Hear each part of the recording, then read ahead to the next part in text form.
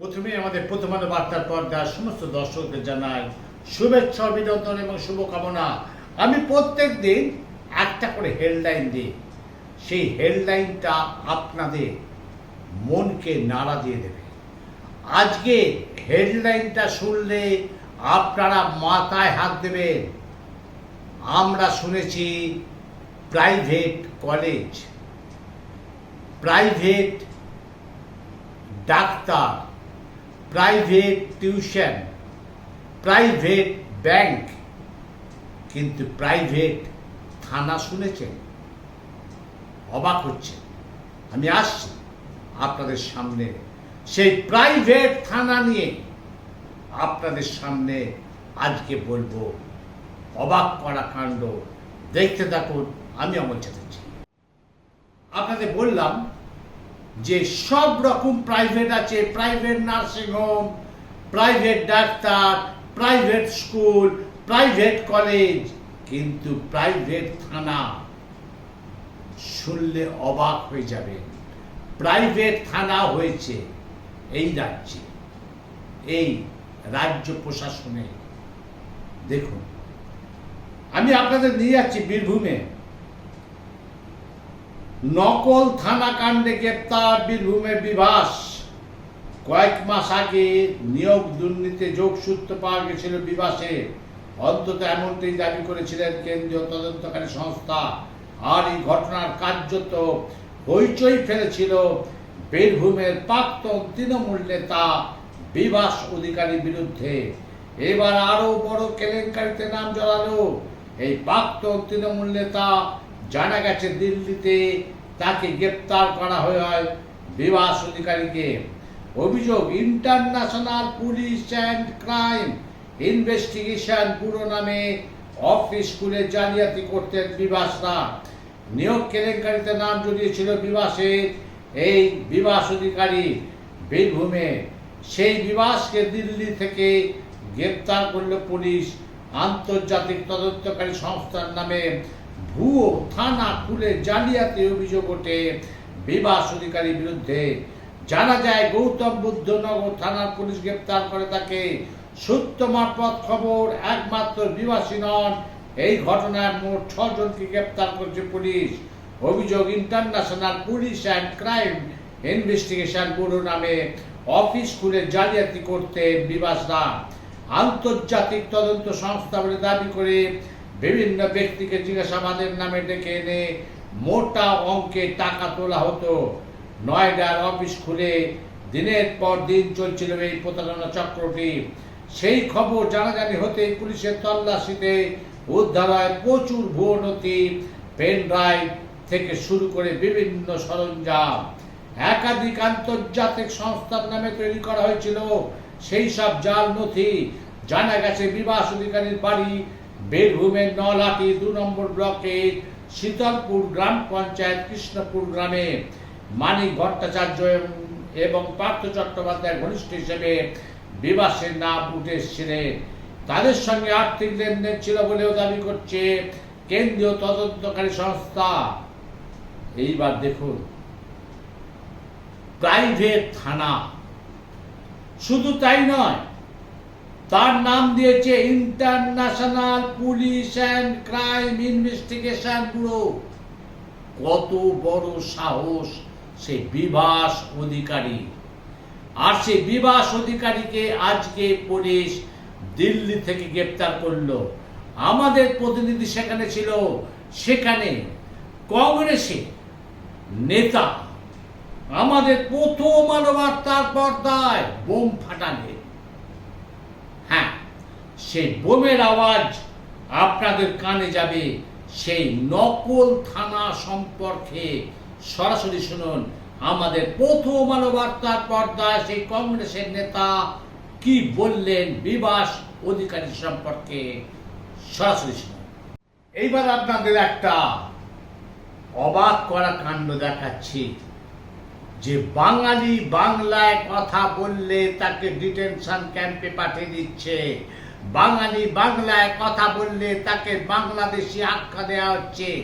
এইবার আসছি আমি হলদিয়ায়, আপনাদেরকে হলদিয়ায় নিয়ে যাচ্ছি সেই জায়গায়। বাঙালিদের ছাঁটাই করে হলদিয়া ডকে উড়িয়া সহ বহিরাগতদের কাজে দেওয়া চলবে না। হলদিয়া ডকে মিছিল করে 4টে কোম্পানির ডেপুটেশন বাংলার পক্ষ থেকে। বাঙালি যখন বিভিন্ন রাজ্যে মার খেয়ে ঘরে ফিরছে, ঠিক সেই সময় বাংলা হলদিয়া শিল্পাঞ্চল ও হলদিয়ার ডকে বাঙালিদের ছাঁটাই করে বাইরের রাজ্যের শ্রমিকদের কাজ দেওয়া হচ্ছে। এটা চলতে পারে না। হলদিয়া ডকে বিভিন্ন কোম্পানিতে বাঙালিদের ছাঁটাই করে উড়িয়া ঢোকানো চলবে না। হলদিয়া ডকে কাজ করা 4টে কোম্পানিতে বাঙালিকে কাজ দেওয়া হচ্ছে না, বরং ছাঁটাই করে বহিরাগতদের ঢোকানো হচ্ছে। আজ ক্ষুদিরাম বসুর আত্মবলিদান দিবসে হলদিয়া ডক এলাকায় মিছিল করে বিভিন্ন কোম্পানিতে স্মারকলিপি জমা দেওয়া হয় বাংলার পক্ষ পূর্ব মেদিনীপুর জেলা সংগঠনের তরফে। স্পষ্ট বলা হয়, বাঙালিকে নিয়োগের দাবি জানানো হয়।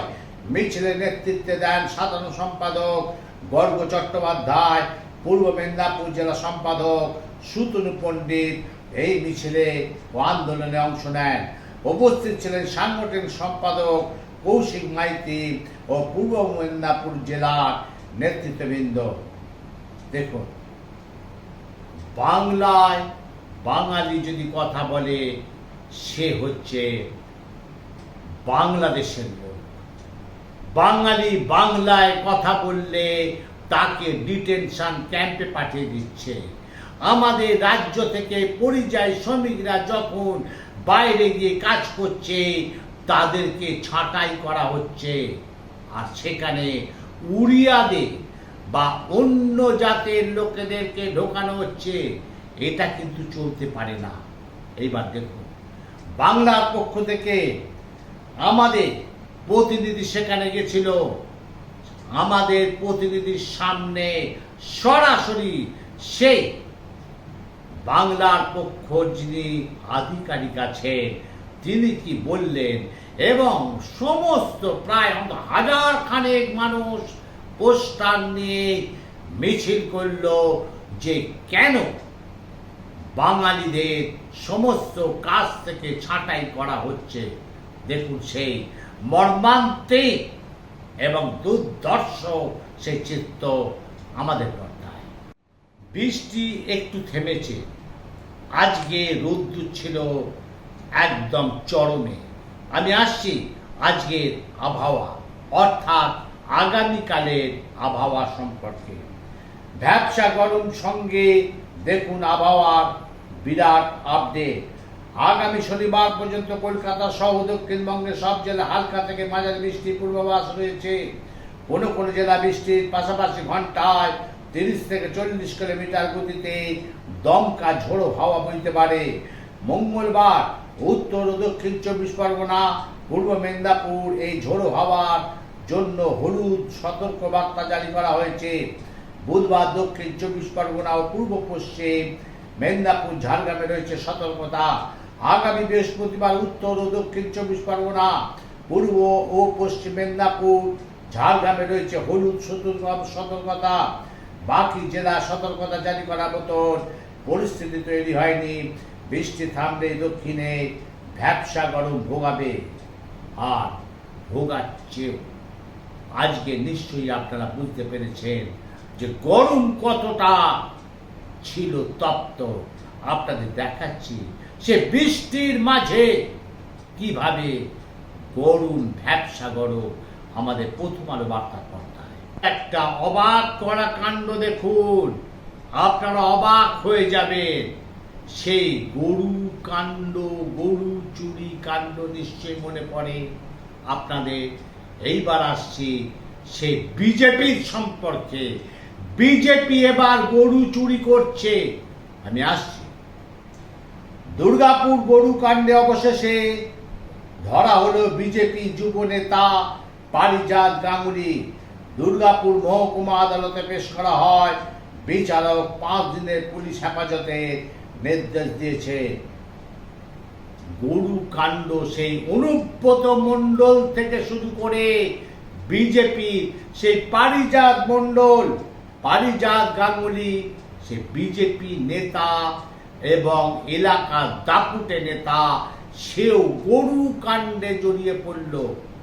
দেখুন তার ছবি আমাদের পর্দায়, প্রথম আলো বার্তার পর্দায়।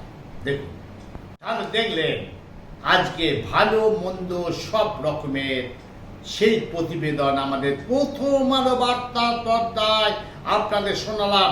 তবে আজকের হেডলাইন থাকলো এটাই, আমরা প্রাইভেট স্কুল শুনেছি, প্রাইভেট কলেজ শুনেছি, প্রাইভেট ডাক্তার শুনেছি, কিন্তু প্রাইভেট থানা আমরা শুনিনি। দেখুন আমাদের পর্দায়, আমি অমল চ্যাটার্জি।